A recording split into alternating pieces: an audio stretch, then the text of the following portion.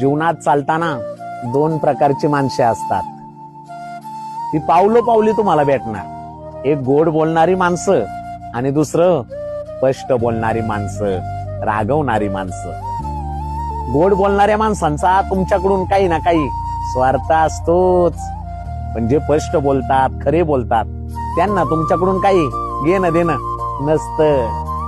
गोड बोलणारी धोकादायक असतात, कधी अंधारात ढकलतील भरवसा नाही. पण स्पष्ट बोलणारी फटकळ असली तरी ती तुमचा आरसा असतात.